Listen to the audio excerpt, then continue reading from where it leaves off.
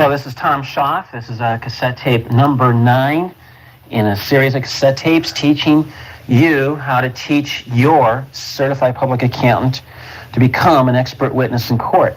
They don't necessarily have to be a CPA. They could be an ex-bank auditor. They could be an ex-banker. We just had an ex-bank president, board of directors testify as an expert witness in court on our behalf, and it just stunned the other side. Just stunned them. And so this thing is really getting to be pretty exciting, because as these books are getting out, we're picking up more and more CPAs are coming over to our side, more and more lawyers are coming over to our side. And if we just keep on getting the lawyers and the CPAs and the bankers, even get bankers coming over to our side. In fact, you'd be surprised how many bankers behind the scenes now are wanting amnesty, because they're expecting this thing to get turned around. But it's not going to get turned around unless we get enough books out. So you'd be surprised how many are coming over to our side. So it's up to you to get the books out. That's why when you buy this course, we give you enough books that you can go out and retail those books, get your money back, or most all of it back, because that helps us get books out. It helps fund us so we can do more research. There's a lot more research I want to do. There's a lot more. There's some things we're working on that are really, really exciting that we think is going to be tremendous as far as helping people get out of their loans, but it's going to cost us quite a bit of money to do it. So we need to get more books out so we can get more of these, so we have the funding to help you do what we want. So that's why we're asking not to be making copies of these cassette tapes, please. As everybody's helping us, we don't want gifts. We're not asking you for political contributions or anything like that. We're just, as we're getting these things out, we're trying to give you something of value so that you can actually get your money back just by simply getting the books out.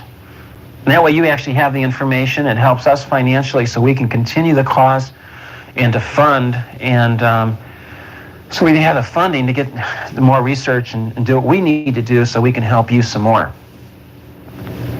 So these are a trade secret and copyrighted. You may not let anyone else listen to these cassette tapes because they have to purchase them from us and sign an agreement first. And then we give you a certificate, okay, once you complete the course. And we'll, you can help, when you sell these tapes to someone else, you want to give them a little bit of education so they can pass the course the first time. Boom, boom, boom, pass a little test. Okay, the test is not there designed to have anybody fail. We just want to make sure they really understand the subject matter, okay? Let's go on, because this is one of the most important things that we can talk about, and that is money. Because you got to remember, if somebody is deceptive, if they deceived you in the first place in the bank loan agreement, if they're the ones giving the political money, the contributions to get the lawmakers and the sheriffs and the judges elected, and the bankers know the oldest thing is if you can just pay people off and give them a bunch of money to go do something, it's real easy to make the laws, and you get those laws enforced the way you want them to in court, and then have the sheriff carry out what the lawmakers and the judge said. So these bankers are not dumb. They're pretty smart. So if they've been deceiving you all this time, and they're the ones who have the bankruptcy of the United States, if they're the creditors, and the lawmakers and the judges and the sheriffs are all part of this bankrupt government that where the creditors are the bankers, and they have to report to the bankers, how honest do you think they're going to be when you go into court? You think they're going to now all of a sudden say, well, we're not going to be deceptive anymore, we're going to be honest people? And if that was the case, they would give you back the promissory note. So if you walk into court and they're giving you a hard time, that is their nature. It's just like petting a pet rattlesnake, and you're feeding it and you're petting it, and the thing's, pretty happy because it realizes you're petting it.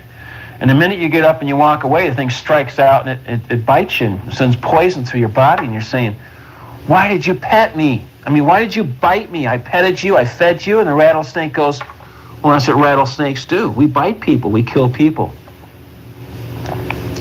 Do you really think they really have your best interest at heart? So if you think you're going to walk into court as pro se without an expert witness, I wouldn't do it. I'm telling you right now, I would not do that. I don't see how you can easily win. That's a very difficult thing. I do not like being on the defense either. I believe on offense.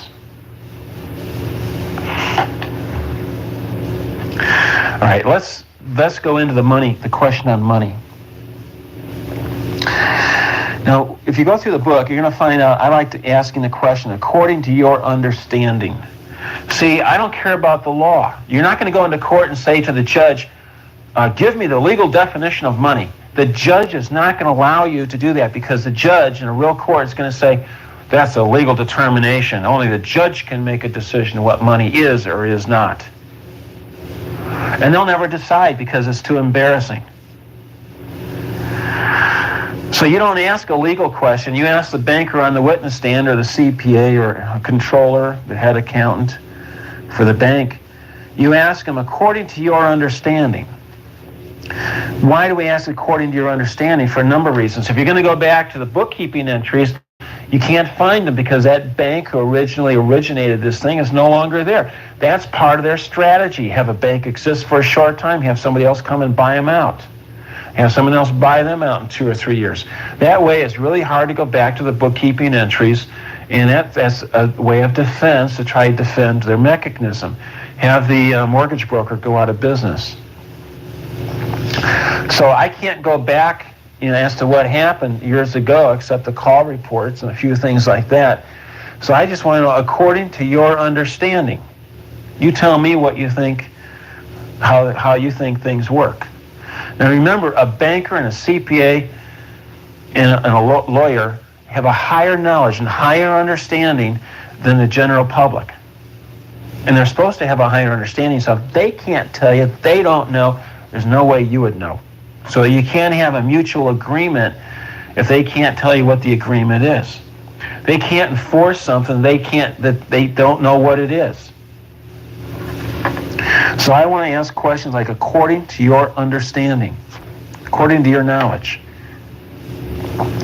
So according to your understanding, is a check in order to pay? They have to say yes. That means a check is not money. So when they say we gave you the money, in other words, we gave you a check, it's not the money. What was first deposited is the money, and that's what we're getting at, is what was first deposited. So when I say, is a check in order to pay money, they have to say yes according to the Uniform Commercial Code 3-104, Part 17. And those Uniform Commercial Codes can change, so just look it up. I already read it off to you earlier in the law section of these tapes. The next question I want to ask is, according to your understanding, Mr. Banker, or Mr. CPA bank auditor, or whoever is trying to defend the agreement, is a check a representation that funds are on hand in the bank to cover the check and that it will be paid upon presentment? They have to say yes, because that's right out of the law books, Uniform Commercial Code 3-104, Part 17. I mean part, as a colon, okay? Next question is, according to your understanding, does a check circulate like money? The answer is yes. Uniform Commercial Code 3-104, Part 17. It circulates like money with the presumption that funds are on hand at the bank to pay the check. It's not money, but it acts like money. Now, the judge is going to, I'm saying this because the judge is going to play with this wording, and you have to know it. The next thing is, according to your understanding, are Federal Reserve notes funds? Now, why do we ask that question? Because if I have a check and I walk up to the bank teller and I have a valid check, and it says the check acts like money with a presumption that funds are in hand at the bank to pay the money. So if I walk up to the bank teller and I say, pay the check, does she give me back Federal Reserve notes and or coins? The answer is yes. So can I presume that Federal Reserve notes then are funds? And they're going to have to come back and say yes. The minute they do, you won the argument for the day.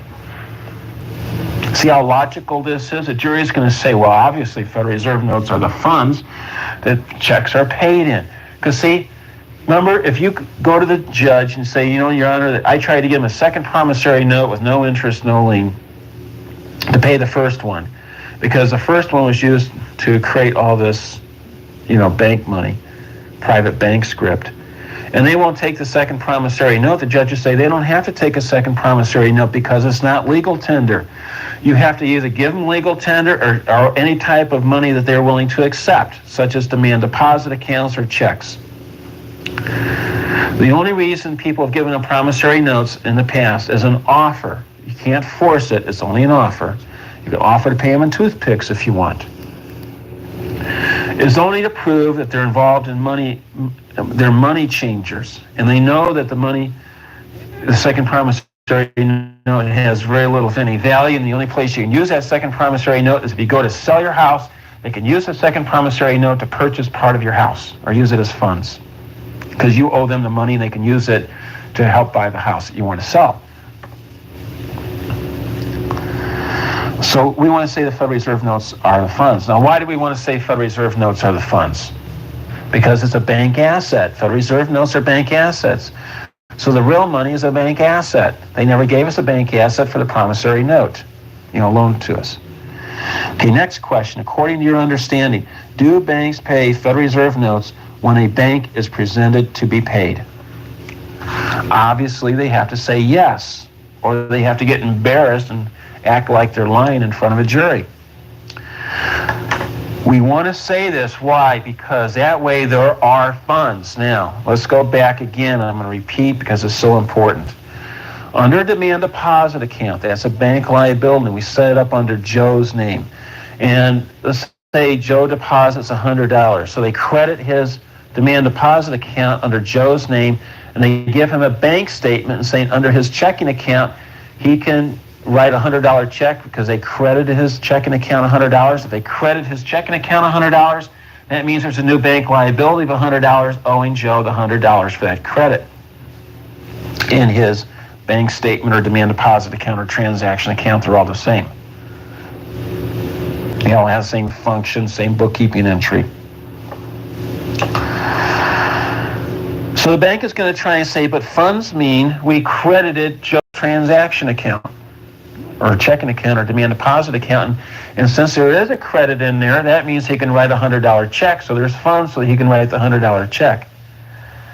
See, what they're not telling you is that bank asset offsetting that bank liability, there has to be value for value. For every $100 liability, there has to be a $100 asset so that liability can be paid. So if I go in and if I ask for cash for this check, the bank liabilities and bank assets decrease because they took money out of the vault and put it in my pocket. The check transferred the funds, the cash out of the vault and the cash into my pocket. A check simply transfers the funds. So what they want to say is, yeah, but there's money in your checking account. Money in my checking account simply means they owe me the money, and the real money is the bank asset because legal tender is recorded as a bank asset.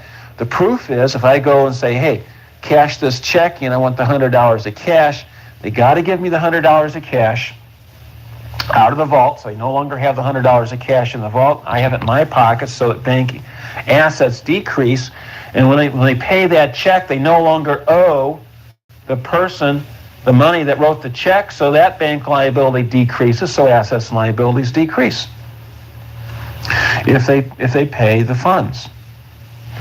Now, it's really important we understand this. Why? Because now, once they agree with you and I on this issue, it means they cannot claim then that banks can create demand deposits accounts and the bank deposit accounts are the money. Because if a bank deposit account was the money and they had to pay the check, they wouldn't have to give me the Federal Reserve notes. That's why they want to go to a cashless society. Not only have absolute total control over you, then they can just use demand deposit accounts as money, and then they go create all that they want. So if a bank pays, according to your understanding, if a bank pays the check in Federal Reserve notes, do bank assets and liabilities decrease? And they're going to have to say, yes, bank assets and liabilities do decrease. And we know this according to the Federal Reserve Bank's publications. So these questions I just got done asking right here are all backed up, all proven by the Uniform Commercial Code and the Federal Reserve Bank's publications.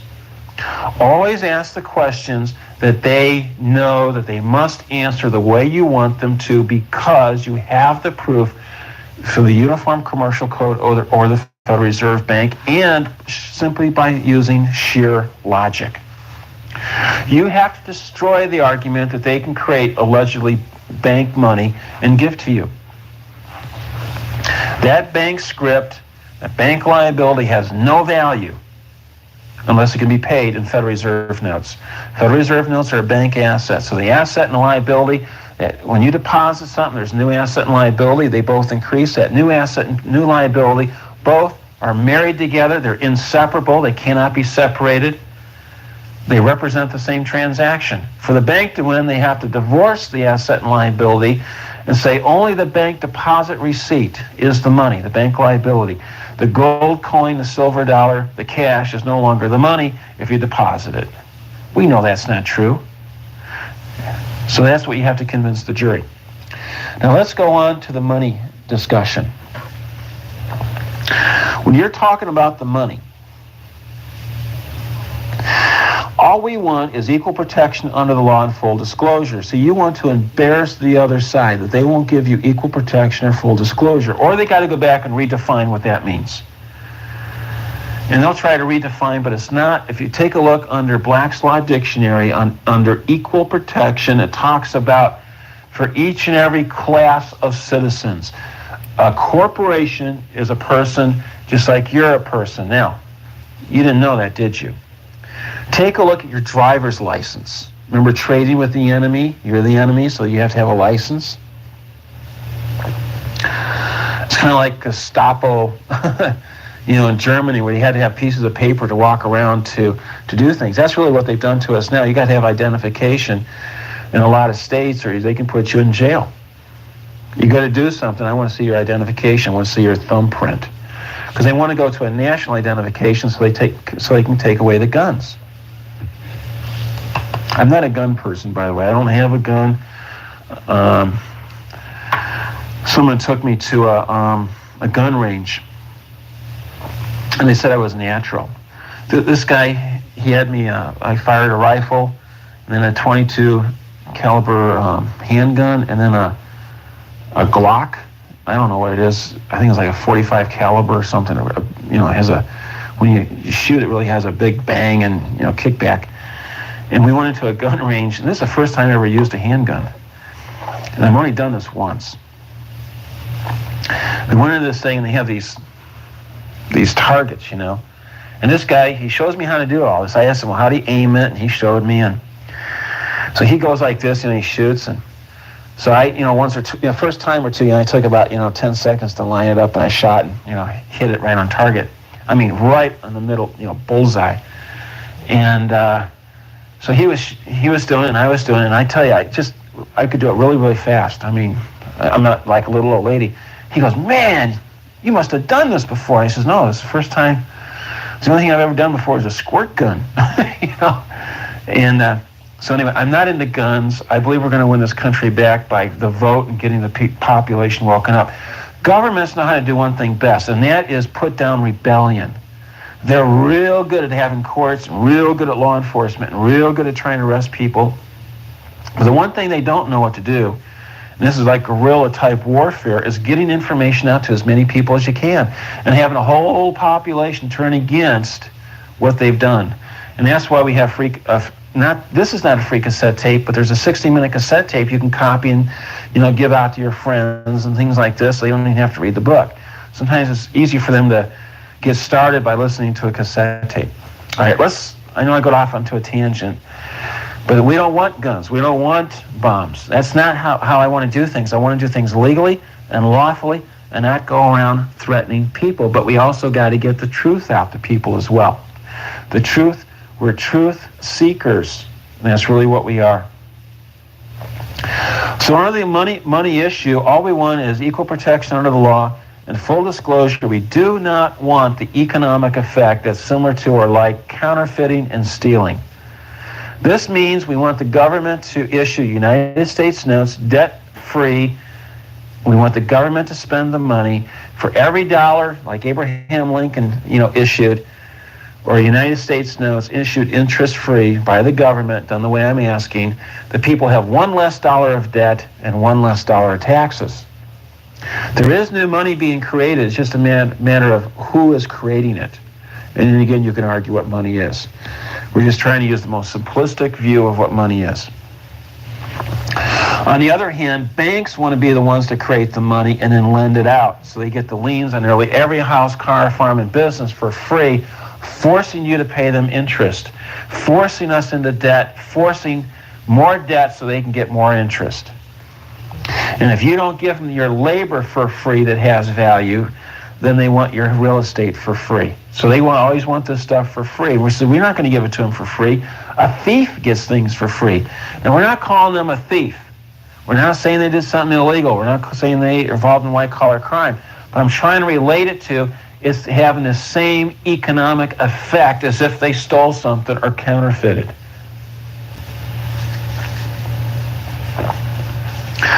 Let's go on. Banks know that they cannot explain the whole truth and nothing but the truth in the alleged agreement, so people can understand the economic effects similar to stealing and counterfeiting. They know that you're not that stupid, so that's why we go back into full disclosure, full disclosure, full disclosure. There was an exchange of equal value for equal value. There wasn't really a loan. They loaned nothing of value to obtain the promissory note. Okay, now, the trick is for the bank to create money without creating new Federal Reserve notes. They can't create gold coins and silver dollars. And United States notes, like Abraham Lincoln issued, has a similar economic effect of gold and silver dollar coins because it stops the stealing and the counterfeiting effect. And the banks understand they have to create this money without the masses of the people understanding, because they know that they would reject it and vote them out. Through the whole history of the world, what happens is when people become ignorant, the banks come in and do what they're doing to us today. And then the people wake up and they throw out the money changers and we get back to the proper system that we should have. And then our children as children fall asleep and it goes back to what the banks were doing to us again today. So if you loan other depositors money, there's no new money creation, so there's no effect similar to stealing and counterfeiting. If you deposit the promissory note, there's money creation. If you loan the promissory note to the bank and they loan the value back to you, there's money creation. If they exchange the promissory note for credit in the borrower's transaction account, then there is money creation. So if there's money creation by the bank, it has a similar economic effect of stealing and counterfeiting, and that's what we're upset about. Now the judge, the bank attorney, the banker, the CPA, bank auditor are going to claim that the bank fulfilled the agreement if you received a check or a demand deposit account of which you can issue a check. That is what you're going to have to defeat in order to win. So now, how do you defeat their statement and their argument? That's what we're going to talk about right now. Who funded the bank loan check or that new bank that demand deposit account? What person brought an asset to the bank that had equal value to legal tender or equal value to that demand deposit account or that created the demand deposit account? What customer brought that to the bank? Obviously, it was a borrower, but those are the type of questions you want to ask. The next type of question you want to ask is, say, if I fund, you ask this question, if I deposit $100 of cash, is there a new $100 balance in a demand deposit account? The answer is yes. You want to ask such a simple question that someone on the jury can say, yes, that's right. If I go to the bank and I give them $100 of cash, they're going to credit my checking account by $100 and say I can spend the money. And you want the banker to know that you have these questions down so simple anyone on the jury can understand that the bank has been lying to them. So we get the bank under false statements so you can try to get out of the agreement. Number 2. Another question, does the $100 demand deposit account balance that's traded by a check act like a substitute or a token for the $100 of cash that was deposited? And I said, act like. You don't even have to say the words traded by check. You might just say, does the $100 demand deposit account balance act like a substitute for the $100 of cash deposited? You know you can't spend the cash and the funds in the demand deposit account at the same time. You can't deposit $100 and it becomes $200. It's not like a stock split. You can either get your cash back and spend the cash, or you can spend the money in your checking account by check. You deposit $100, you can only spend that $100. Well, notice the question here. We're talking about like a substitute. Now, I'm going to go back and I've looked up many, many words in the dictionaries. And the word substitute, I'm going to see if I can find it real quick right now. In token, you need to look at it. Okay, this is just any regular dictionary. Look under the word substitute. And it says where something stands in the place of another. To put in place for another thing, to exchange. So they're exchanging the cash for a substitute called demand deposit account. That's an exchange, it's not a loan. Look under the word token. And token talks about a substitute for currency. Well, currency is the Federal Reserve note. The substitute is the demand deposit account. So I'm asking the question because it's really, really important. Does a $100 demand deposit account balance act like a substitute for the earlier deposited $100 of cash? The answer is obviously yes. They cannot get around it. And you said the word a substitute or token.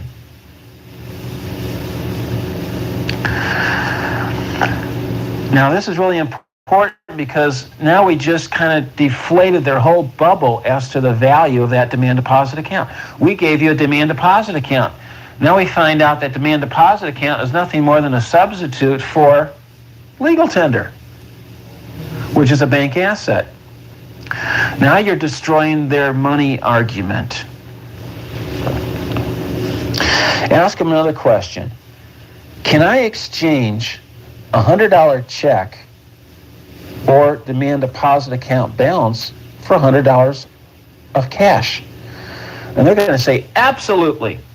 If we gave you a demand deposit account, you can go back and get legal tender for it. You can exchange it for legal tender at any time.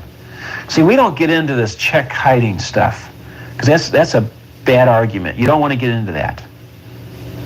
Because the judge is just going to come back and say, well, so what? You got counterfeit money, but you bought the house, and they're going to try and wiggle out of it.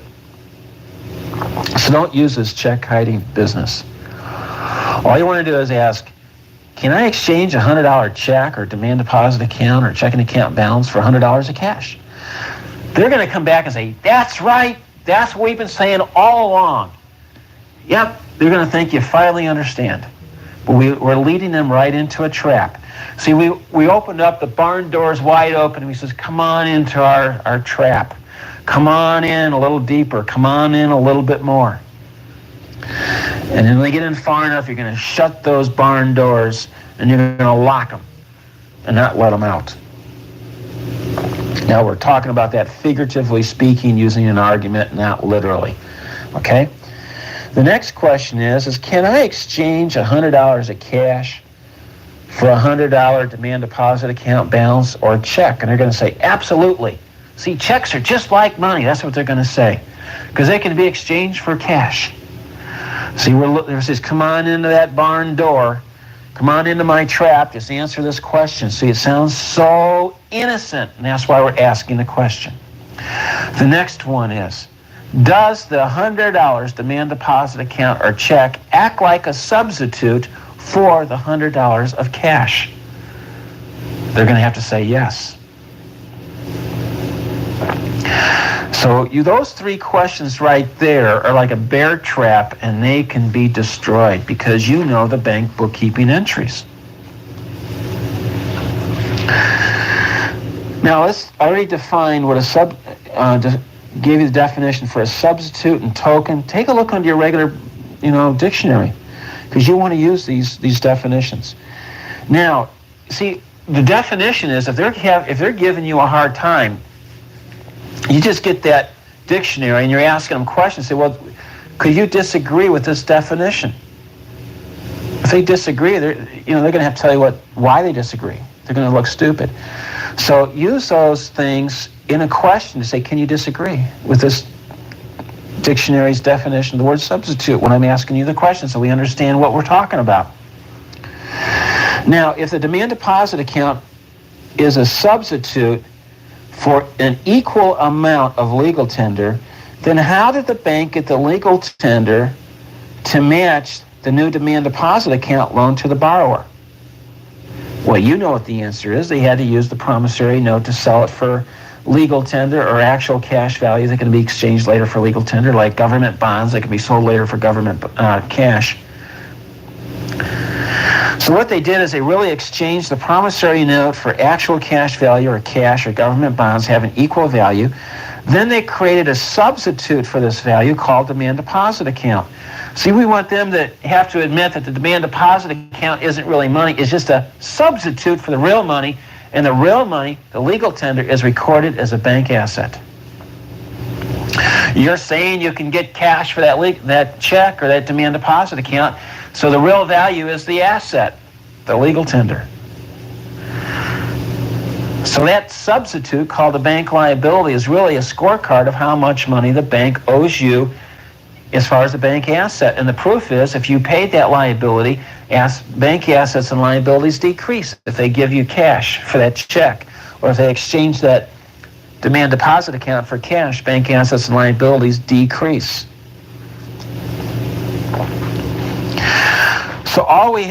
So here, we exchanged the promissory note for actual cash value, cash or government bonds of equal value, and they exchanged a substitute for this value and called it demand deposit account. And you can spend the legal tender or the demand deposit account, all of which are derived value from the promissory note. And the promissory note derived value from the borrower's labor to pay the principal and the interest. So all value from this alleged loan came originally from the alleged borrower. Isn't that true? And they're going to have to say yes. You just destroyed them in the respect that they gave you no value to obtain the promissory note. And then they're going to have to show you where that you agreed that the bank gave you no value for the bank to obtain the promissory note. Did the bank loan the borrower something of value, having any actual cash value? They're going to say, yeah, we gave him something of value, something that people will accept as a medium of exchange. Well, did the bank accept anything from the borrower that the bank accepted as a medium of exchange? The answer is absolutely yes. And that was a promissory note. Because remember, they bundle those promissory notes up after the business hours, after they shut the doors. They don't want anybody to hear the next telephone conversation. Or where they call up somebody and they exchange those promissory notes for government bonds.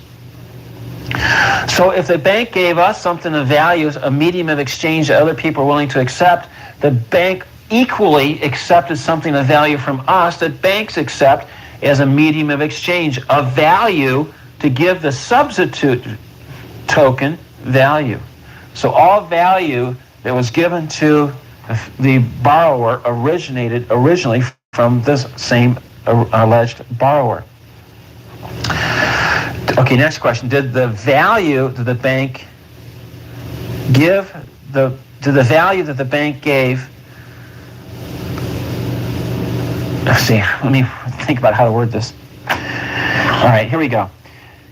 Did the value the bank give the borrower come directly from the value the bank received from the alleged borrower? And the answer is yes. And the proof is the assets and liabilities increased for the alleged loan. The real money, that's the legal tender, is an asset, and the substitute for that legal tender is called a bank liability. So the liability has value from the asset. The substitute money or the token derives value from the legal tender recorded as a bank asset. The legal tender and the substitute all derive value from the promissory note proven by the new asset and new liability. So the promissory note derives value from the labor of the borrower, because the borrower has to work to earn the money to pay back the principal and the interest. All value of the alleged loan came from the borrower. All the bank did was exchange one kind of instrument having value to another kind of instrument having value. All the bank did was make an exchange. They never gave you a loan of any actual cash value to obtain the promissory note. Remember the note, chicken or the egg, what happened first? They can't defeat that argument. All right, as I see it. So the proof the bank was a money changer is the assets and liabilities increased, and the fact that the bank will not accept a second promissory note to discharge the first promissory note. So the bank acted merely as a bank exchanger. Now this goes back all the way 2,000 years ago. If you take a look in the Bible, the Jewish temple, they were raising money by being money changers. What the Jewish temple was really doing is they were saying, well, you can't have that Gentile money, non-Jewish money on here at the temple. So what we have to do is we have to change that Roman money into temple money so that you can use the temple money to buy a bird or a goat or a sheep or a cow or whatever as a sacrifice in the temple to have a sacrifice for your sin, as atonement for your sin. So what they were doing to raise money is they're saying you can't bring your own animal into the temple to sacrifice it. You got to buy an animal with a big margin of profit in there for the priest.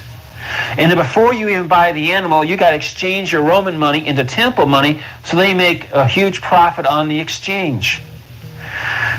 And that's all they're doing. And Jesus came in with a whip, and he overturned the money changers, and he says, this is wrong, and he whipped them. So that's why Christians are supposed to join our cause. See, Christians, they're supposed to be against counterfeiting, stealing, lying, false statements, false pretense, 30 felonies involved. And, also Christians, they're not supposed to be falsely swearing, and that's what you're doing when you get a bank loan agreement. Your signature is claiming there was a loan, but there was not a loan, there was an exchange. So you're giving false testimony, claiming you have a signature on that document. So here you are, you got Christians out there participating in this instead of fighting it. I don't mean to get religious on you. But what I'm trying to say is these money changers, they go back historically, not only 2,000 years ago, but they go back to Babylon, where this thing really got started. And this thing's been going on. So when the population wakes up, the money changers, they get out of the country. I've talked to more bankers, and they said, if American people ever figure out what we've done to them, we're getting out of the country. I don't know if there'll be enough airline tickets and rowboats for them to get out of the country when everybody wakes up. So you don't have to go into court. All you have to do is keep on getting the book out and the information out and keep on waking enough CPAs and lawyers and voters, and they're going to get out of the country, as I see it. They don't want to be around. They know what has happened in other countries, historically speaking. That's why they want to own and control the publishing companies, I believe, so they delete that part of the history. Take a look, I believe it was Holland or the Netherlands, when they found out about 400 years ago, I don't dare say what the population did to those money changers, those alleged bankers, on this tape, because I don't want the police arresting me. But I'll tell you one thing. When the civilians found out what they did, and that's the same thing they did to us today, they no longer did it to the population. And there was one way they made sure that the bankers never did it again. But I don't want to say. And I'm not making a threat. I'm talking about history. All right, you want to ask the question, Does $100 in a demand deposit account have equal value of $100 of Federal Reserve notes? The answer is yes. You got to get them to say yes. Does $100 of Federal Reserve notes have equal value of $100 in a demand deposit account or checking account or transaction account? They're going to say yes. See, it's like you won the argument at this point in time. Now they can't go back and say they have a right to create a bank liability called demand deposit account, and that is money. No, the only reason people accept a demand deposit account as legal tender or a check as payment because they can go back and get cash for it. You can't just go out and write a $1 million check with no funds behind it because you can't get cash. Therefore, banks won't accept it. Merchants will not accept it. They would go and arrest you. And don't go into this thing and say, but the banks can write checks with no funds behind it. That's not true. Banks cannot write checks without funds behind it. That's why they took your promissory note so they could sell it to get the funds to pay the check. Now, if a $100,000 promissory note was sold for $100,000 of Federal Reserve notes, then does the $100,000 promissory note have equal value to the $100,000 of Federal Reserve notes? Let me say that again because I might have made a mistake. If a $100,000 promissory note sold for $100,000 of Federal Reserve notes, then does the $100,000 promissory note have equal value to $100,000 Federal Reserve notes? The answer is yes.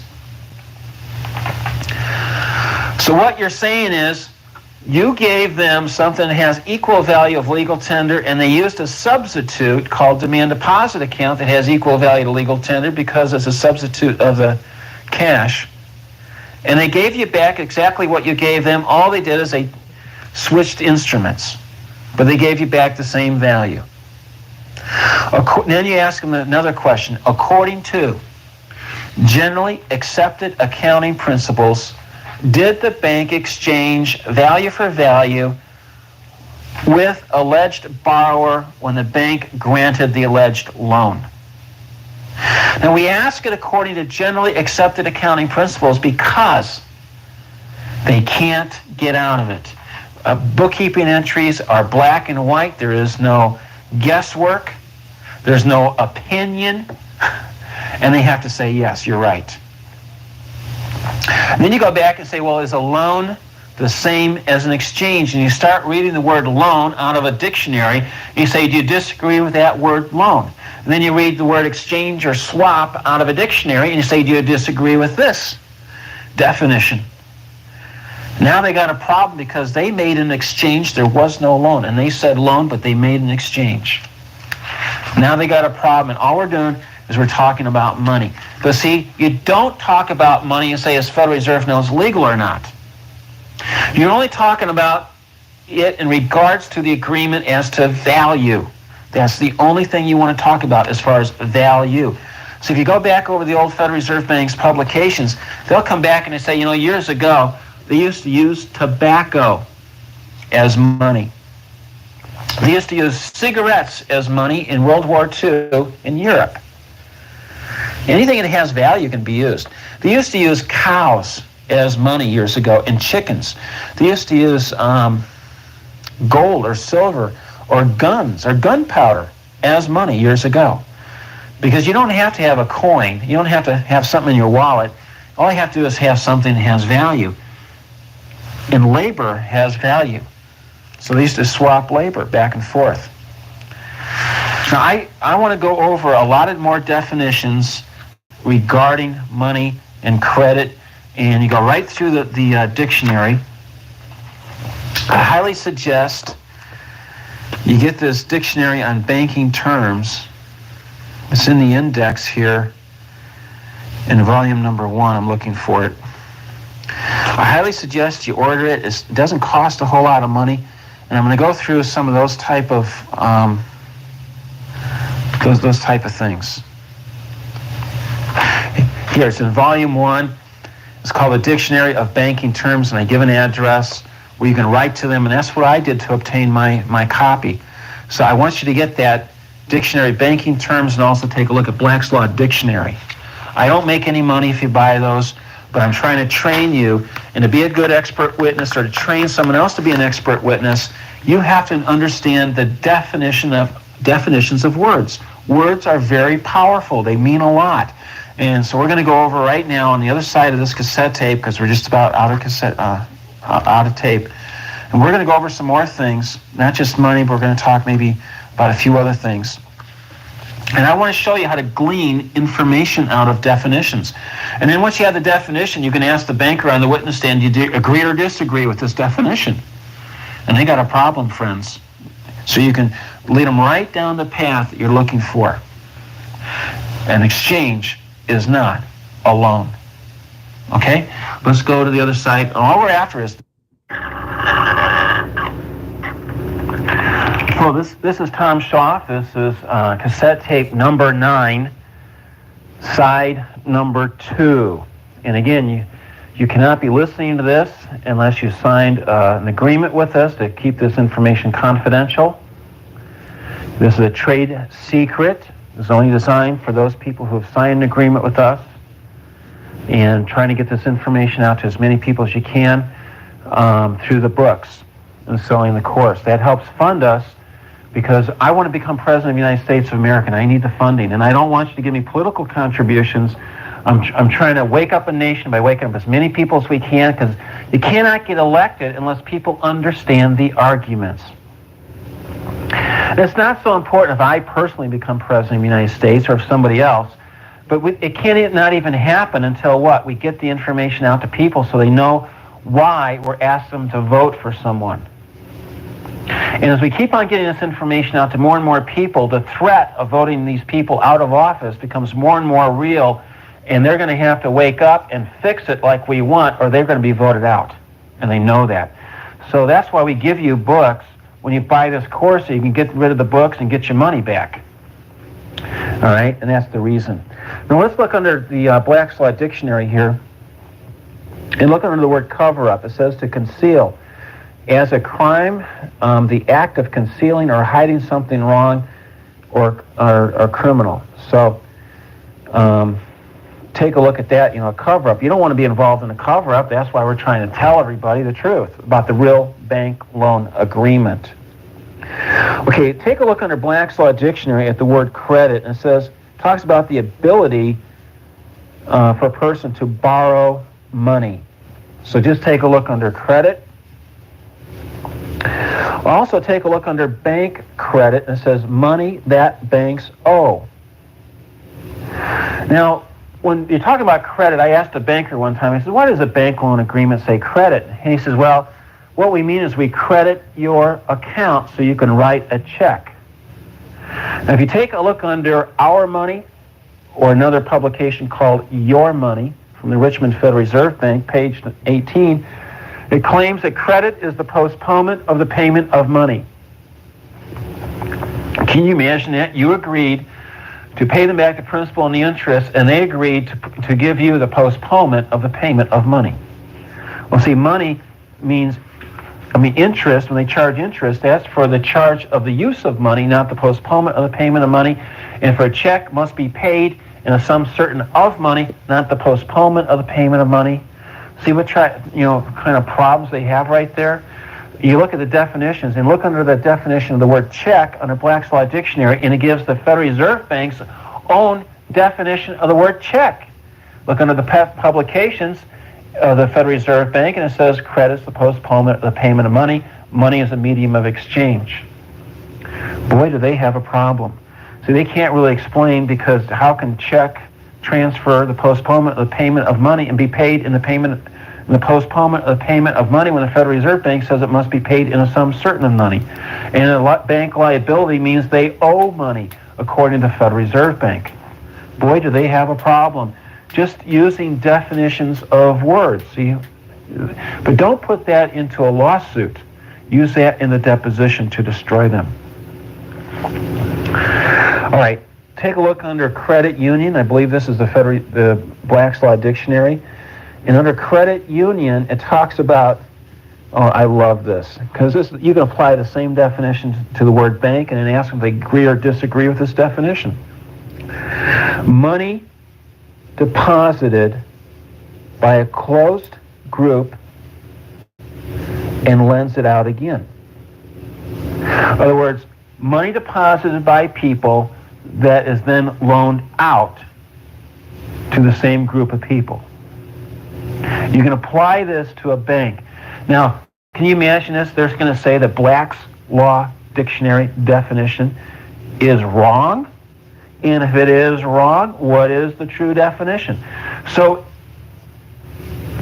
if you have 100 people, a closed group, and people deposit money, and that money is loaned out. Well, really, the definition is correct because they take the borrower's money, deposit it, and give it back to the borrower and call it a loan from the credit union back to the same borrower.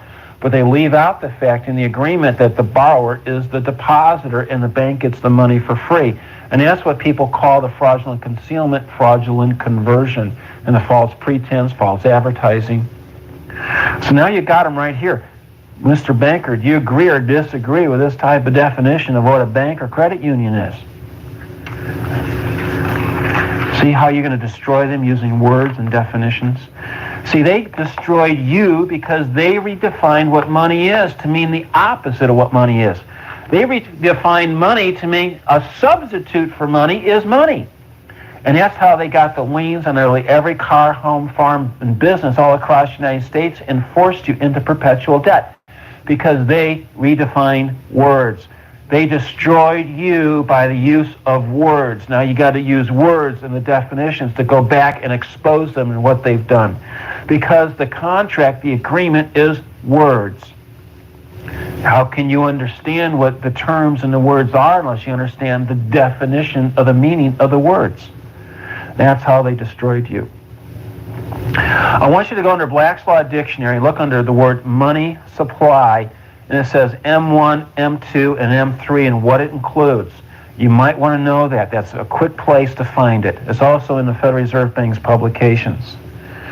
Take the word monopoly, and it's like a privilege and an advantage invested just to a few people or corporations. Oh, I'm sorry.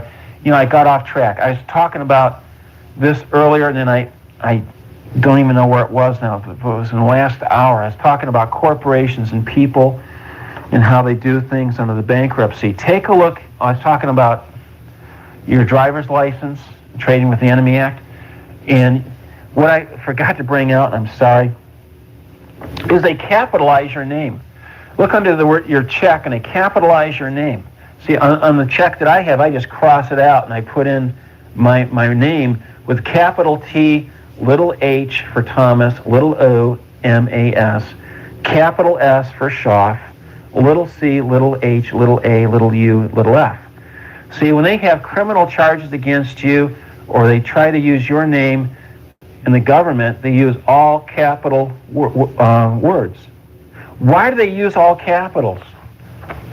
They're saying you're a dead person. All capitals means you're a dead person. You're under a corporation. Corporation means corpse. You're dead. You lost your rights. So they're using a substitute name for the real name so they can take away your rights. And they use this alleged money through the Washington, D.C. laws to get rid of the gold and silver. Because Washington, D.C., they can make laws for Washington, D.C. And by agreement, you can agree that anything is money if that's what you want to do. You could agree that monopoly money is money if that's what you want to do. Now, under the word monopoly, take a look under Black's Law Dictionary. It says it's prohibited under Section 2 of the Sherman Antitrust Act. There's two elements in a monopoly. Power in the marketplace, for willful acquisition or maintaining of that power. That's exactly what banks do. They have a monopoly over what they call bank script, that demand deposit account type of money. Then under Black's Law Dictionary, take a look under the word money. And it talks about a medium of exchange authorized by a government. So when you use checks to pay your taxes, the government then is saying checks are valid. Now wait, is really checks the money, or is it transferring money that was earlier deposited? It's really transferring money. So the check isn't the money, it's the bank assets the money. So if bank assets the money, they don't have enough cash to back up all the checks and demand deposit accounts. So if there's not enough money to back up those demand deposit accounts, it's check hiding. And we know it's not check hiding, and only about 10% of the assets under the bank's balance sheet is there to back up all those bank liabilities, demand deposit accounts, savings accounts, and CDs. So the other things, the other 90% of those assets must be money. So that means promissory notes must be money, or it's check kiting.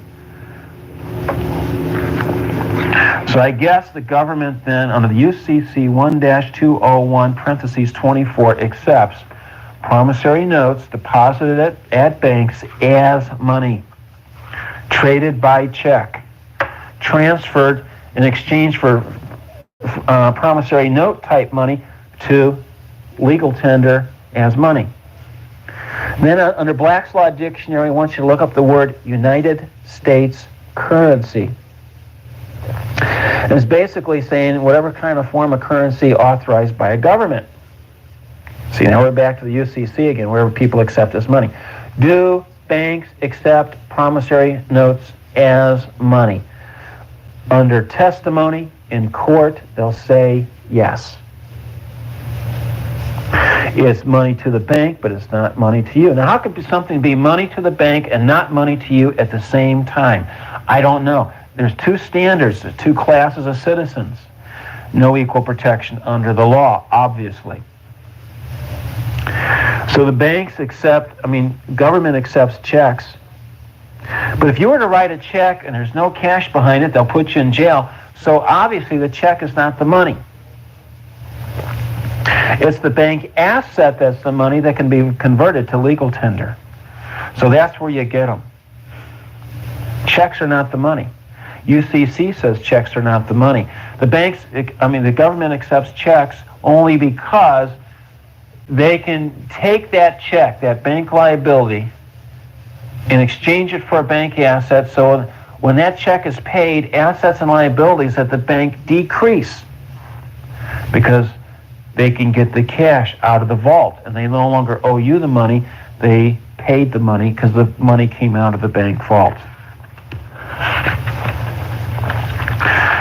Take a look under the dictionary for banking terms. Look under the word asset, and you'll see that a bank loan under the bank balance sheet is an asset. So that means now we got some consistency here. Even this dictionary, the Dictionary of Banking Terms, recognizes that the promissory note is recorded as an asset of the bank, because under bank loans account under the balance sheet, that's where they record the promissory notes. Now they can always go back. Please remember this. Wake up here. You got to hear this. Under the chart of accounts of the bank, that's the bookkeeping, they can redefine things, but they can call it the loan account, they can call it something else. They can call cash, they can call it something else. But where they record the cash is under a certain category. Where they record those promissory notes is usually under loan accounts at the bank balance sheet, but they can redefine that loan account and call it something else if they want. The chart of accounts is the subheading where they record various things. Just ask your accountant about a chart of accounts. Okay, under this Dictionary of Banking Terms, I want you to look under the word bank. What it explains is, see, just like for the credit union under Black's Law Dictionary, it says basically the same thing under the word bank under the Dictionary of Banking Terms. And it says basically the bank acts as a middleman between the supplier of the funds and the users of the funds. What that means is the bank acts like the supplier, somebody supplying the funds, to the bank, and then the bank loans those funds out. Is that how banks operate? Yes or no? I'm asking you if you're on the witness stand. So you can reconvert this question a little bit, and you say, really, does banks act like middlemen? You know, people come in, they deposit money, and then the banks loan that money out to other people. Now, can you imagine that? The guy says, no, banks don't take money in as deposits and loan it out to other people. That's very embarrassing.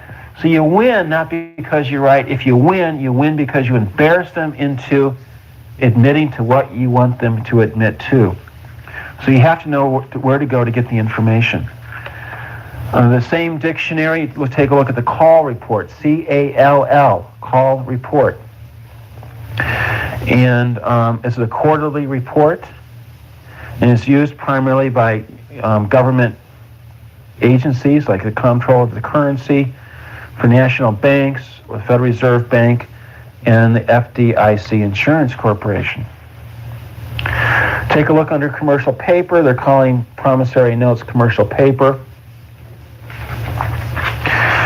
Take a look at the word credit, same dictionary. And it's a lender's agreement to advance funds. See, this is where they're going to redefine things and try and claim those funds are demand deposit accounts, but we know the demand deposit account has no value without legal tender behind it. They've already admitted that earlier from the questions we've asked. Look under the word loan. It says money advanced to a borrower. It says money, it doesn't say credit. Credit is the postponement of the payment of money. So did you loan me your money to obtain legal ownership of this promissory note? That's the question. They have to come back and say, no, we did not loan our money to obtain legal ownership of this promissory note. Okay, so you're saying you didn't loan any actual cash value. So then why do I have to pay you back actual cash value if you didn't loan me actual cash value to obtain it? How can they answer that? Oh, that's just the way we do things. Oh, okay. So now we got you under policy and maybe RICO. Okay, because you just admitted to that. They don't want to go under RICO. RICO, I tell you, some people have sued banks.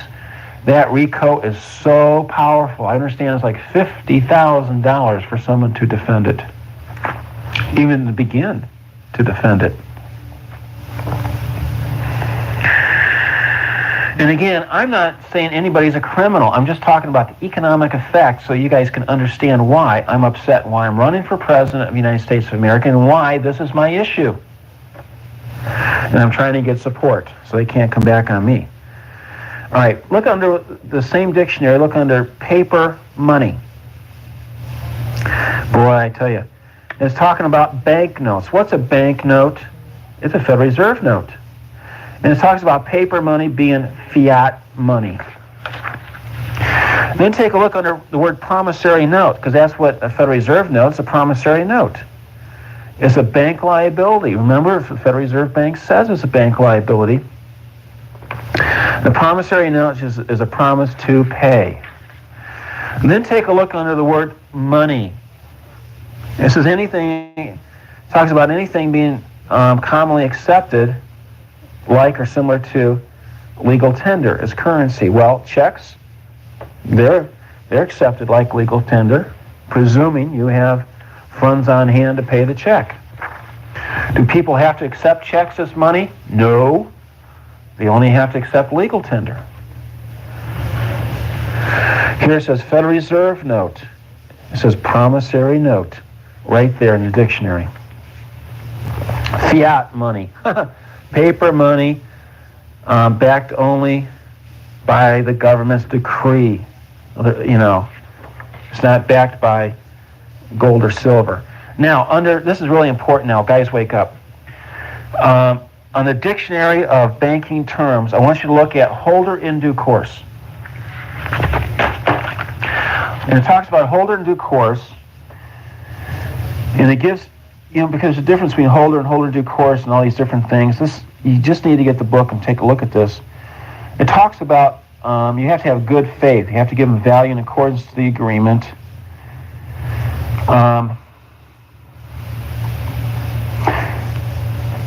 And let's say someone might have title to a car, and they might be a holder in due course of that title. But if there's an innocent buyer of that stolen car, never gains the real title to that car. So maybe I'm wrong. Ask an attorney, but it appears to me if they're stolen property, I don't see how they can become a holder in due course. And maybe there's an argument about this, but ask your legal counsel about that. And what I'm reading right here in this dictionary is making me think that if somebody stole a car, it's hard to get, holder in due course of that title. Anyway, the definition right here for holder in due course in this is saying basically the same type of thing that I was saying about the stolen car. If somebody acquires and they claim that they're a holder in due course of your promissory note, that you can, they could still be held liable for claims of the original alleged borrower against that note. And then it goes back talking about the Federal Trade Commission, the holder in due course rules, is intended to prevent or stop credit practices from abusing people like yourself. And the rule issued in 1976 talks about the holder of a note is to honor the warranties of the original seller. Well, the warranty here is they claimed this and they never done it and they knew it. And I still say receipt of stolen goods and property, you have to look that up because that's what you want to come against. Take a look at the word hard currency. It's talking about gold and silver. So they talk about hard currency and real money. Also, they define the word real money. Oh man, talks about coinage, hard currency, fiat money. I mean, wouldn't this be kind of fun to play with this? And then they come back and they talk about near money. Near money is liquid assets. That'd be like government bonds that could be quickly converted to cash. See what kind of fun you could have with this? All right, so definitions and meanings of words mean everything if they can continue on getting the liens on nearly every home, car, farm, and business for free, forcing us into perpetual debt because they redefine what money is. Or if we're going to hold them to the same standard under the Uniform Commercial Code, that funds must be on hand, that funds are Federal Reserve notes, a bank asset. Now, they know that if they start going through the questions that I have, it's not going to be easy for them. They know that they really don't want to define what the real agreement really is and the economic ramification of it. I mean, what judge is going to say, yeah, that's right, we got two classes of citizens, we deny equal protection, we don't give you full disclosure, and you got to do it anyway. You got to keep your end of the agreement, even though the bank never intended on keeping their advertisement and their end to make a loan. They knew they were going to make an exchange, equal value for equal value, and then charge you as if they're a loan. They were never going to invest 1 cent of any actual cash value loaned to you to obtain the promissory note. They knew it, we know it, and we're going to say, we don't care, but you still got to pay us back. The minute they do that, we're going to fax that all across the United States. And we're going to say, that's right, Tom is right. These judges are biased. They know what they're doing. We got the proof. Now we got to really wake up the voters and really go after them on the vote. And then we'll see what the voters say we ought to do with these people forcing this upon us. And I want to run for President of the United States of America. I need your support. I want you to get me into the seminars in your area. I want to put on a seminar for the general population so they can understand why they ought to buy the book. And then we want to have a more sophisticated type seminar for those who have taken this course, who understand these arguments, who want to know, what's going on out there. So we want to have, and I want to go out and do seminar after seminar after seminar, as many as I can get going out there. So I want to be on radio. I want to get this information out. Take a look at these questions. And I think when you go through these on Volume 2, and there's a lot of questions in Volume 1, you can rearrange these questions a little bit But look at these questions and why you know that they don't want to talk about some certain things. Because once they start to admit to a few things, just like we talked about right here, they got a problem. And then you start asking these other things, and they really got a problem. And so they say there's an agreement. What is the agreement? That's what we want to know. And that's what they do not want to discuss. But they're trying to force you to pay because they say there's an agreement. Well, if there's an agreement, I want to know what the first half of this concealment is, and we want this thing exposed. All right. I have something else I want to talk about. I think it's very, very hard to stop a foreclosure. You're going to probably hear of people who claim they have. And I've had, like, one person example, they called me up all excited, and they said one guy stopped, 19 people or something in foreclosure out in California. So I called up the individual, found out he hadn't stopped anybody. He was trying to stop the bank from foreclosing on his property, but he had everybody all excited, everybody thinking that he was stopping foreclosures. There's been a number of situations where people, you might hear about this, you might hear about that. I believe that defense is a very difficult situation, and I don't like being on the defense, I like being on the offense. Now, some states are trustee states where you don't go into court to foreclose. In other states, you do have where the bank has to hire a foreclosure attorney, and they have to go before the judge, and it's a formality, and it takes a couple months before they kick you out. Let's pretend here that you have the bank had to hire an attorney to take you into court to foreclose. Now, I want you to be as wise as a serpent and as innocent as a dove. Never, never, never use a threat of arresting anyone to negotiate a deal, because that is illegal. Do not say, if you do this, this, this, and I will not file criminal charges, or even make that suggestion, because that's illegal. They can put you in jail. Now, what is an attorney really afraid of? They're afraid of losing their license. They're afraid of going to jail.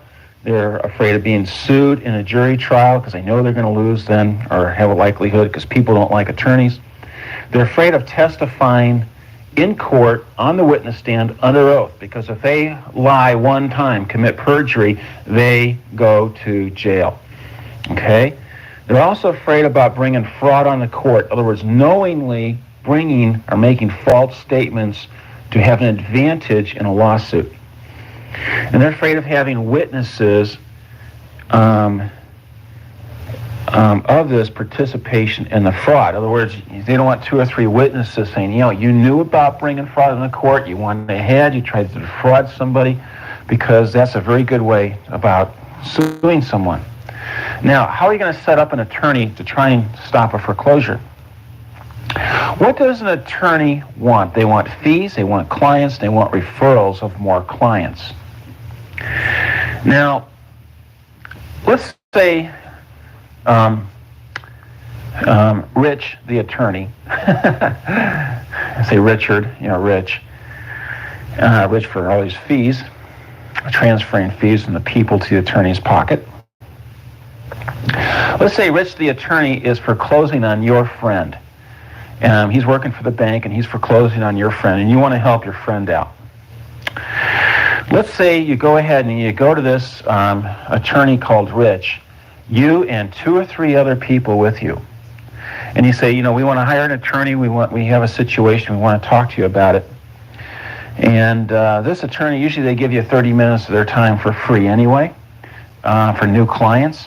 So you come on in and you keep it kind of quiet as to what you're really in there for. Just say it's very confidential, and you have some concerns, and you need some attorney, and you're looking for someone to help you, to assist you.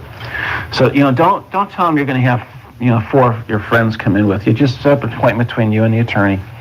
So when you come in, there's 2, 3, maybe 4 of you, coming into his office. And what you do with the attorney is you might say, look, we're looking to hire an attorney, and we have some concerns, and I brought some of my friends along because they got the same problem, or, whatever. We're here together. So you just say, I have some examples. I wanted to see if, you'd be willing to work with us or not. And so what you do is you say, here's an example. We went we want an attorney to settle a dispute, and we do not want to file criminal charges. And number one, I went to somebody who was advertising that they would loan me a $100,000 check if I signed a $100,000 promissory note. They refused to loan me a $100,000 check to obtain the promissory note. And the question is, if I sign a promissory note, and if they refuse to give me a check as consideration loan to obtain the promissory note, who would legally own the promissory note? Would they or would I? And of course, the attorney's going to come back and say, well, of course you do. Okay? I mean, that's not very hard, it doesn't take a rocket scientist of an attorney to figure that one out. Okay, the next example, say, well, this is what happened.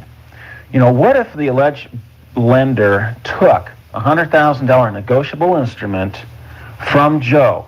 A negotiable instrument that you can get cash for. I mean, you could, if a bank had it, they would give you cash and they recognize it as having actual value of cash. It's just like a check, made out to the page of the order of, okay? And they took this negotiable instrument from Joe without Joe's knowledge, permission, or authorization. They altered the negotiable instrument and they opened up a bank transaction account under Joe's name.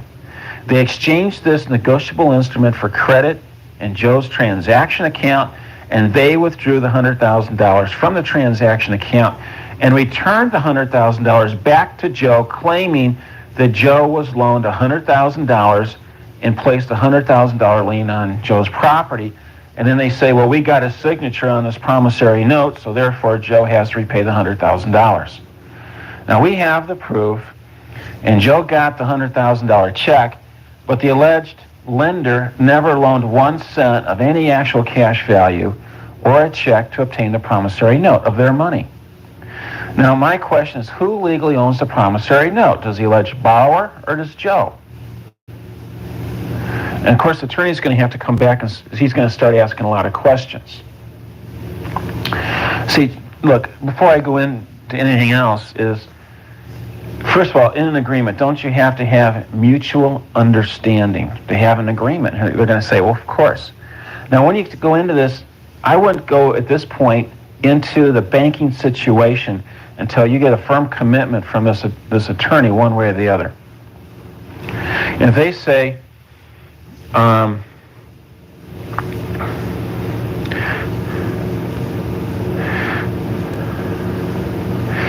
I don't know. See, you can switch this around. He might say, what kind of negotiable instrument did they steal? And you say, well, does it really matter? Okay. Just say it's just like a check. That they stole and they endorsed the back of it.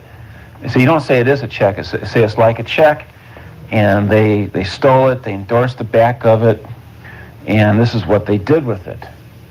And see, then he's going to say, man, when did this thing happen? And just say, well, it was on or about such and such day. You don't have the exact days, but say this thing happened. I've been trying to get this person to straighten this thing out. They won't do it. If I don't make payments, they're claiming they're going to bring fraud on the court. They're going to hire an attorney who actually knows about all of this and to come and try and take my house from me. And this attorney he claims that he's going to hire an attorney that has knowledge of this, who's going to go into court, and even knowing all this is just going to go ahead and try to force, taking my home, and I don't know what to do. I mean, they not only did it to me, they've done it to a few other people too. So it's not just me. This has happened to a few others. And so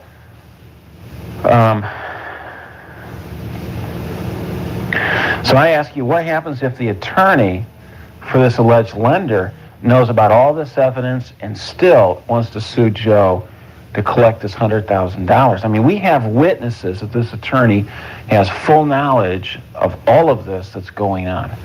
And in fact, we actually did some investigation, some sneaking around to go over to that alleged lender and found out they even had papers admitting to all of this and how it was done and everything. I says, now we could bring some of that But we're not going to show anybody just yet because we want to keep everything very, very confidential because, you know, I mean, you can imagine why. We don't want to, show our hand just yet. So if you're willing to be an attorney for us, for a fee to, help us out in a situation like this, more than happy to hire you. If you think you can, if you would agree that they don't really own the promissory note, if this is, the type of situation that I'm giving to you. And he's going to come back and say, who's the lender? He says, we aren't going to give that information out just yet until your agreement that you're working with us. Because, we know that any time anybody has money, they can hire a lot of different people. And we want to make sure you're working for us and you're not working for somebody else. And that's all we're asking for. Now, he might come back and say, well, I don't know because, I might be working for, bankers or this and that, so I might have a conflict of interest. And I said, well, before you even go into that, if what we gave you is the proper information, who legally owns that promissory note? That's all I'm asking you. I mean, we want to make sure that you have enough knowledge in a situation just like we got done explaining to you that we're working with some attorney that actually has knowledge. We want to make sure we're working with an attorney that knows enough to know what is right and what is wrong. Now, see, what you're doing is you're trying to bait the attorney to come back and say, no, they don't legally own that promissory note. Oh, okay, that's what I thought. Okay, let me go into some evidence right now. And here I have some, I went into some of their in their internal information. I actually gleaned some things, and I wrote some things down right here. And they actually admit that they opened up this transaction account. They admit that they take a negotiable instrument from the alleged borrower to use it to create credit in this checking account, and then they withdraw the money. Then they give the money back to the same borrower. And then they claim that they made a loan. Now, we got that as far as their own publications. So, wouldn't you agree that if they did not loan 1 cent of their money to obtain the promissory note, and they actually took something of value from the borrower and returned it back to the borrower, that the borrower would be damaged? We want to make sure you would agree that there's a damage before we go on here. And they're going to have to come back and say, well, of course they're damaged. I say, all right. And you actually, so we're gonna give you some things right here. We want you to go ahead and take a look at them. And what would happen to an attorney, by the way, if this guy really did hire an attorney, and this attorney had full knowledge as to what was going on, even had witnesses and everything else? What would happen to an attorney like that? Because I understand you could sue that attorney, put him on the witness stand, and if you had several witnesses, proving up that this attorney had full knowledge of bringing fraud in the court, knew how this whole thing worked, and everything else, that I guess that attorney would be in big trouble, wouldn't he? I mean, and we thought maybe you could kind of negotiate on the phone with the guy and say, hey, you don't want to get in big trouble here. You ought to back off. That's what we're hoping you might do for us. And because, you don't want a fellow attorney going to jail. We don't want to put any criminal charges on anyway. We just want to have equal protection under the law. That's all we're asking for in full disclosure. Because, see, the full disclosure wasn't the fact that they're going to take a negotiable instrument, deposit into a checking account, withdraw the money, and give it back to us, and call it a loan. That disclosure was not in the agreement. And we believe that, if that was material, that would be material, I think. And since that was not, they're trying to hide that type of disclosure. They're trying to conceal that type of evidence. And yet we got the proof. And, we'll come back another time. We'll bring the proof if you want. But we got quite a bit of proof. So we want to leave this here with you. We want to go over it with you. We can go over a few things. We can show you how it worked. But we just want your commitment that you have enough working knowledge that you think that we're right as far as this type of situation. And how much of a fee would you want for doing this, and blah, blah, blah, blah, blah, okay? Make him really sound like you're going to hire the guy. And he's going to have to come back and say, yeah, I'll take on the assignment, and it's going to cost you $3,000 or whatever, and, blah, blah, blah, blah, blah, okay? So now you got your 2 or 3 witnesses, or 3 or 4. Now you leave and you come back with a certified, registered, return receipt and insured and all this, and you give him all the evidence and you explain to him that you agreed to this, and yet you're the one involved in the very person that you said you're going to come against and testify and said is involved in a criminal fraud. You're the individual that we're doing this, that we're talking about. We have the witnesses now. You have the information. And we highly, and according to your own testimony, these people have to give back the promissory note. Now, since you have full knowledge of this, since you're the one who brought the fraud on the court, since you're the one who did this, according to your information, you said the person has returned the promissory note. We would like to come by your office and pick it up, make arrangements to come pick up the promissory note, or you can send it to us immediately, and you can settle this thing out of court. And if you don't want to settle, please notify us immediately, because we have enough witnesses now that you agreed to this. So you don't tell them you're going to put criminal charges on them. Just say, according to what you said this, you said this, so therefore it's this, and you've agreed to blah, blah, blah. Okay? So now they got a problem, because you have witnesses against them. You document the date, the time, who was there, what was said immediately after you leave that meeting, and you give them those type of notes, or just tell them you have that documentation. Now they're going to have a problem, because what would happen if you were to sue this attorney, and you have affidavits from these people within the meeting that this person agreed to this, and you gave a situation like this, and you have the proof of this? That attorney's going to have to go in and try and defend it. And that attorney does not want to testify on the witness stand because of his testimony right there. Why? Because the minute that attorney testifies in court and lies, commits perjury, he is no longer an attorney. You just took that attorney's livelihood away from him. Can you imagine this? Do you think that attorney's going to want to do this? He was in it trying to get a fee out of you guys. And now he finds out that he was just set up, or, you just did this whole situation to what? File a lawsuit against him. And now, what prevents you from going down to the sheriff and says, I got 4 witnesses right here that this attorney is knowingly involved in white-collar crime. In fact, we were going there to hire him and ask him some questions. And he told all this and this is a fraud. He has the full evidence, and he is the one that is on the other side of the fence for our friend over here. And he's the one saying that this is illegal, but he's doing what is illegal against Joe. And we have 4 witnesses right here claiming that he has full knowledge and he has the evidence. He's had the evidence. He's had the policies and procedures right in front of him. And he's the one that testified to us it's illegal. Now, you just put that attorney in such a terrible situation. Now, the same thing could almost be done for a trustee in the trustee states, but it's a little bit harder because you got to get to the guy. But what's wrong in registering mail, insured, return receipt to the trustee of how all this evidence is, and spell it out, proof of service, and then try to go after that trustee? I don't know. I mean, I'm not an attorney. I'm just looking at strategies right here. So I think this type of thing is, guys, you got to use a little bit of common sense. I'm not an attorney, so you might have to ask one, but I think this is something that some people ought to consider. Because you don't want to have to go into court. You'd much rather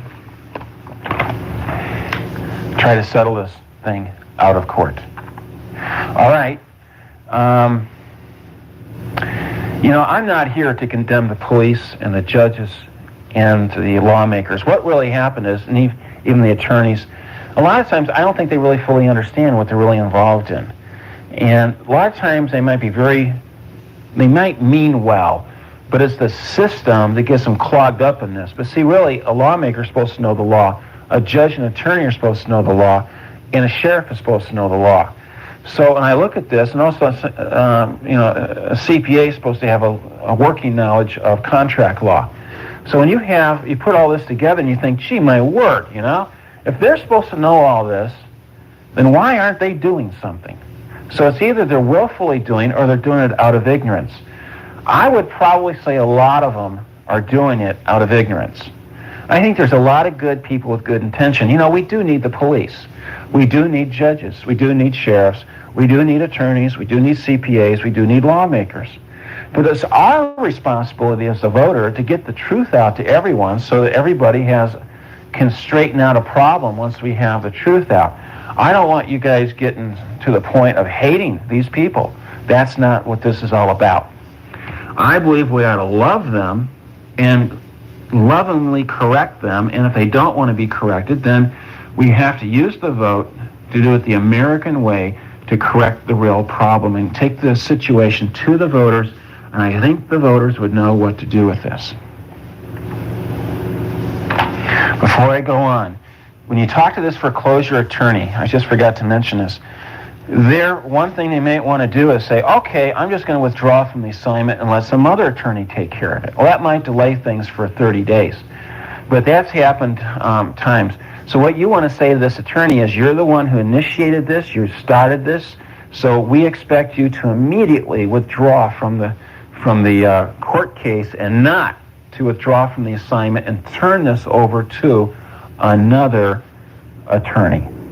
Okay, if you turn this thing over to another attorney, then we have to still come after you because you're the one who brought fraud in the court in the first place. You knew about it, and you're approving of this situation to continue. So, and then you might ask him the question, what if this attorney did this in a scenario, but he still be involved in something, okay? And then that's how you would do it, okay? So be as wise as a serpent and as innocent as a dove. Okay, I got to tell you, I really appreciate you guys so much. I don't know all these things. I'm not your lawyer. I'm not working as your CPA. I'm here trying to give you ideas and strategy to benefit yourself. And we got some other things we want to be working on in the future. You got to stick with that leader because the leader's going to have the latest information. Anybody out there that's violating this or, getting this information to others through these cassette tapes and people are not buying it, you're going to be out of the club. That's the only thing we can do, because if you have lack of integrity, we do not want to work with you. And I've actually thrown, just recently, an individual out of the club because they had copyrighted, somebody gave them copyrighted stuff and they wouldn't surrender it. All right, let's go on to the next cassette tape, please.